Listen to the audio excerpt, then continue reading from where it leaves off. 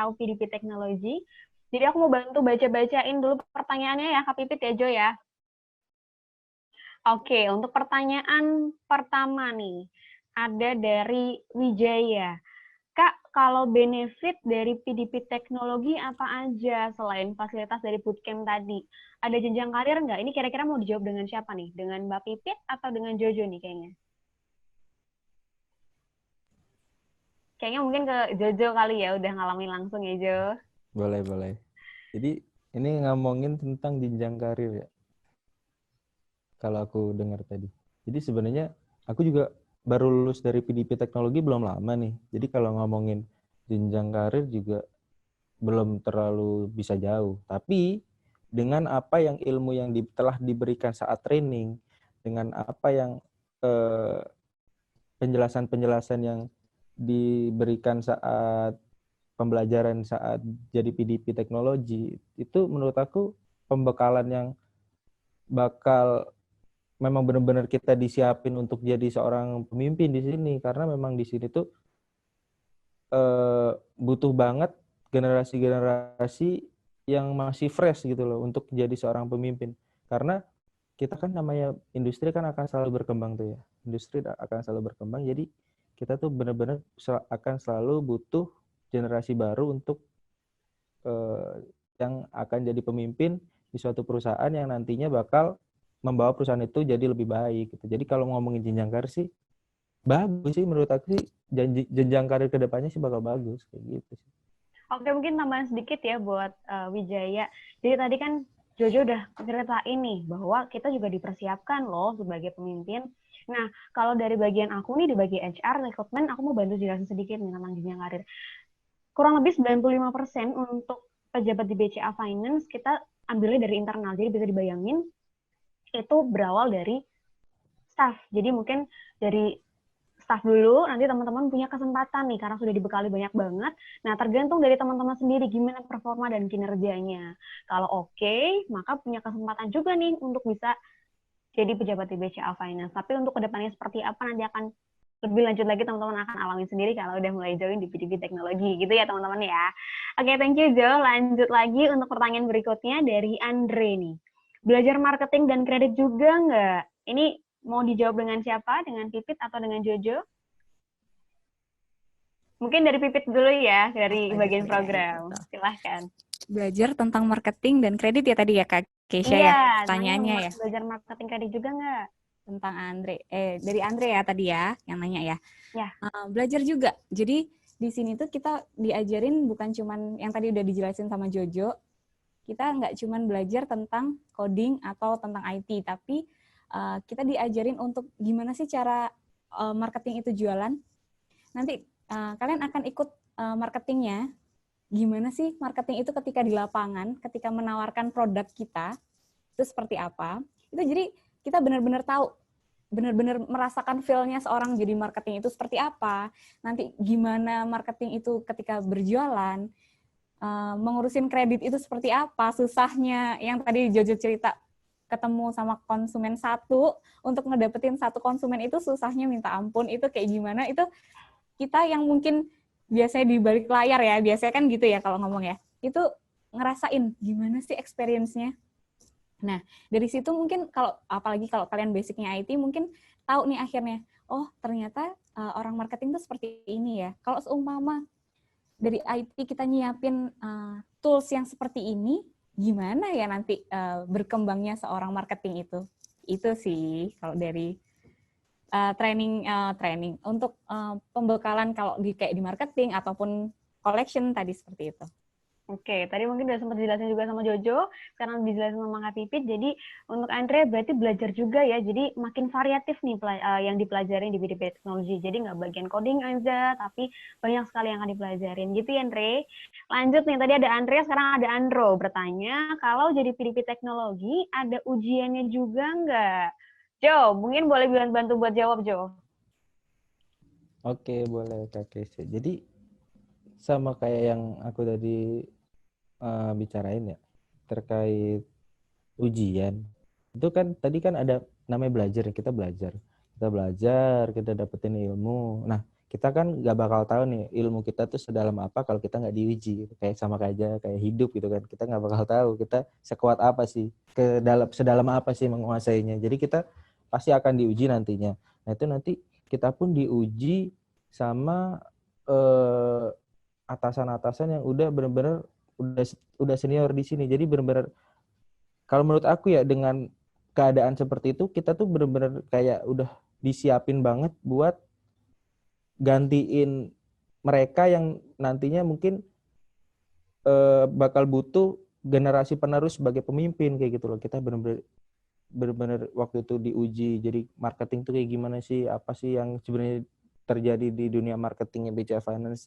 Kalau kalian sebagai PDP teknologi tuh kalian bisa bikin tools apa yang nantinya bisa mempermudah kerja dari seorang marketing itu, kayak gitu. Inovasi-inovasi yang mungkin belum terpikirkan oleh generasi-generasi di atasnya, generasi apa ya kalau nyebutnya, generasi Z atau ya kali ya, dengan tahun 2000-an arah boomer itu yang udah senior. Jadi mungkin mereka belum terpikir, tapi kita karena yang kita masih muda, kita masih fresh, mungkin inovasinya lebih baik. Nah, itu ide-ide itu yang nantinya dibutuhin untuk perkembangan dari perusahaan kita gitu. Nanti kita diuji di situ. Gimana sih, apa sih yang udah kalian dapat? Apa sih inovasi yang kalian punya setelah kalian belajar semua itu gitu. Jadi diharapkan dari situ kita bisa implementasi hal-hal yang jadi inovasi kalian nanti untuk pengembangan BCA Finance itu selanjutnya. Kayak gitu sih Kak Keisha. Jadi ada ujiannya juga ya, Jo? Betul.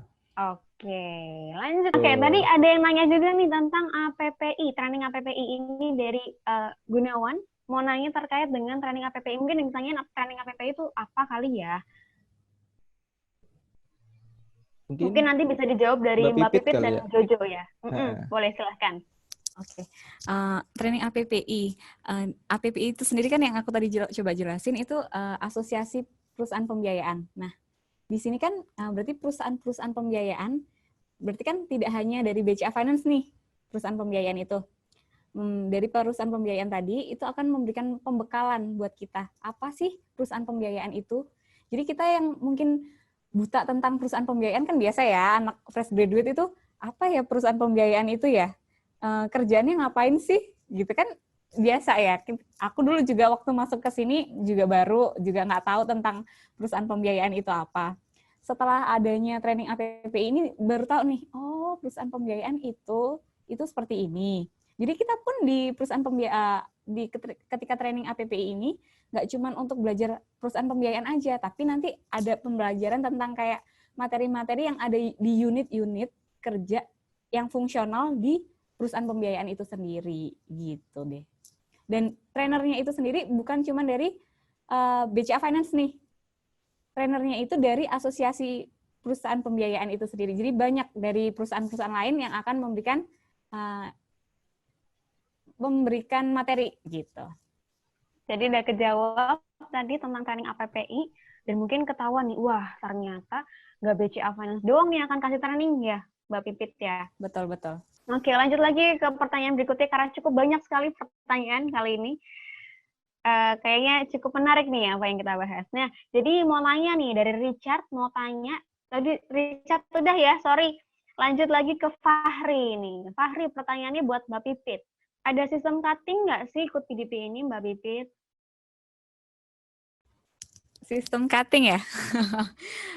Kalau di kita nih sebenarnya harapannya sih nggak ada. Karena kan harapannya apa yang sudah kita berikan untuk kalian semua, teman-teman PDP teknologi ini, ya bisa kembali ke kita dengan hasil yang maksimal. Bener nggak sih, Kak Keisha ya? Betul banget. Sekarang kan kita butuh kayak gitu ya. Nah, tapi kita lihat nih, kemampuan, kan tadi yang udah coba aku share, bahwasannya ada apa aja yang dibutuhkan seorang PDP teknologi, nggak cuma untuk coding, tapi soft skill-nya pun harus ada. Jadi nilai-nilai itulah yang harus kita bangun, nggak cuma hard skill, tapi soft skill-nya. Jadi kalau ditanya ada cutting atau enggak, ada kalau tidak sesuai dengan standar yang kita harapkan. Karena kita butuh seorang pemimpin yang benar-benar bagus untuk mengembangkan perusahaan ini. Gitu. Oke. Oke, jadi itu termasuk tantangan buat teman-teman juga. Betul. Jadi kalau standar nilainya nggak sesuai, kita juga nggak akan bisa lanjutin nih teman-teman. Jadi tergantung dari Iya. teman-teman sendiri. Itu ya Mbak Pipit ya. Ya, Kak Kesha. Oke, aku lanjut lagi. Ini dari Sheila. Mau tanya ke Kak Jojo. Kak Jojo mau tanya ini. Tadi kan sudah dijelaskan bahwa bootcamp-nya terbagi menjadi front end dan back end. Nah, apakah untuk saat ini dan seterusnya hanya 2 bidang itu? Maksudnya, tidak adakah bidang data science atau machine learning? Karena waktu saya cek di job description di Caliber tentang program ini, requirement-nya adalah Java, PHP, dan MySQL. Sedangkan untuk bidang data science dan machine learning lebih ke Python, cloud deploying models, dan lain-lain. Kak Jojo, boleh dijawab nih, pertanyaan cukup panjang nih Kak Jojo. Halo, boleh. Jadi ini terkait hal-hal yang nanti scope language programmingnya ya yang dipakai di tempat kita tuh apa aja. Gitu. Jadi ini sedikit gambaran aja buat teman-teman. Jadi kita tuh nggak yang tadi sempat dijelasin untuk di bootcamp ada mobile programming sama web based.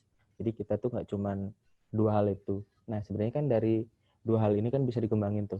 Ada yang namanya data warehouse. Nah kita tuh juga ada data warehouse. Terus kita ada artificial intelligence. Kita juga lagi pengembangan ke depannya karena kita ya seperti yang tadi udah aku jelasin, kita tuh kan mau ke industri 4.0 nih. Jadi kita sebagai salah satu perusahaan pembiayaan, kita kan harus lebih maju nih daripada yang lain lah ya, selangkah lebih maju. Nah dari situ kita juga harus berusaha cari inovasi nih dengan artificial intelligence, kita bisa bikin apa.